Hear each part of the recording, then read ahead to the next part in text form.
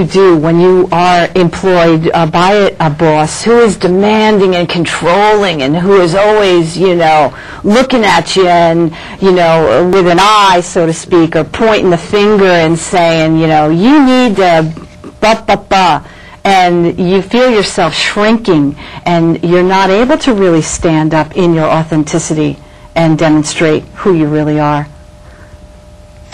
Anytime you can't be authentic in terms of what you want to do, there's a level of productivity that can suffer. So I say it can suffer. The likelihood that it is suffering. If someone is now I'm going to speak from my experience base. I'm going to speak from maybe some case studies that I've written. If somebody is in your face, it may not be appropriate to be authentic based upon the definition I gave. It may not be authentic to say, hey, you know what, I don't like you being in my face, because you might get fired just from having that reaction. So sometimes it's valuable to be authentic, and sometimes it's not. If management is creating an environment where you can't be authentic, though, then they're really losing. And they're not losing, they're losing in terms of their productivity, and they're losing in terms of their efficiency.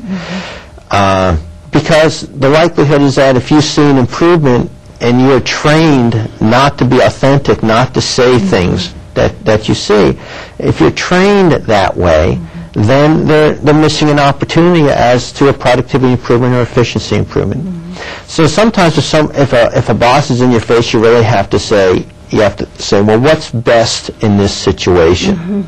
Do you need to stay quiet and listen and think happy thoughts? No, just joking.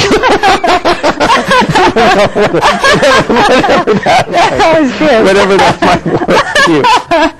But you have to make a decision upon whether it's appropriate to be authentic or not, and what's best for you in terms of your outcome and in terms of your quality of life. Yeah, because how many times for me, of course, speaking as I am for myself, did I really stifle how I felt?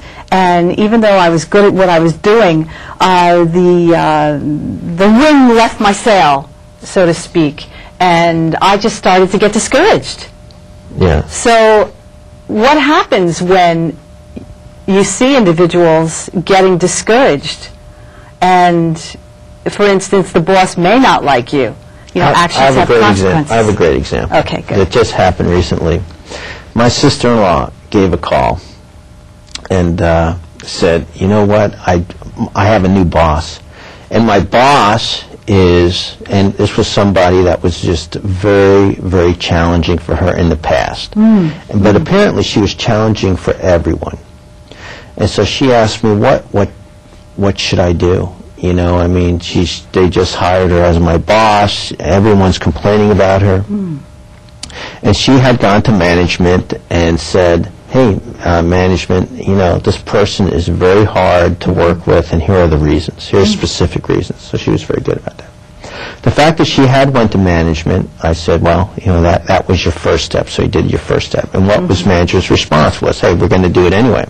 So she was a member of a group where she had an advocate. And I recommended her to go to her advocate and get a petition. If everyone agreed that this was the wrong person, actually get a petition up. Because it's better to have more people in just a single voice. And so get a petition up to say, hey, what's really going on? So she actually did that, gained the petition of everyone, represented it to management, and they didn't hire her. They didn't hire a boss. So there's a lot of things that if you think about it, that you may have more control over than you think. I mean, if this person is very difficult to work with and it affects your productivity, you have a bunch of people that it's affecting, not more than you. You can literally get a petition and say, hey, this is what's going on. It's a very strong statement to management, because management needs to make money. And if it's being limited in making money, and that's the language of management, if it's being limited in making money, then they want to hear it. And it's a lot easier to speak it in a group than it is individually. Right, but what if you don't have the group, for instance? I mean, how can you, if you're leaving every day discouraged, just and you're the only one, and no one else is leaving, and you're the only one that's discouraged? Well, there might be others, but you're not aware of it. You know, we're just, you know, just to give an idea for people that some individuals that are watching the show today may be dealing with someone who is really difficult, and they don't know what to do. You know, they don't know perhaps even how to take responsibility for their part because they don't know what their part is really. They need to discover that. I would recommend them asking their coworkers and start to talk to their coworkers. I'm having issues with this. If they're the only person that's having an issue with it, then they need to look at themselves. It's a great opportunity for them to look at themselves and say, well, what is it about me? It could just be a personality conflict, and you just have to deal with that. It could be an individual personality conflict. But it really is, if it's more than one, so it's a discovery process. In terms of my sister-in-law, she had a great, I mean, in that process, she didn't know. I mean, she heard other grumblings. She didn't know how much of it was going on. And she had a great discovery process. I always find that in being authentic, there is a discovery of what am I saying something that's accurate or not, really true for me? That's right. Or is it coming from an ego level, or is it coming from some other place of fear or whatever? And so, you know, anytime you have a conflict, and that's just not with a manager or with anybody, it's a great discovery process to say, what is this conflict really about, and investigate it. Sometimes those are hard things to do, but it is a great time to discover and learn how it is affecting your authenticity.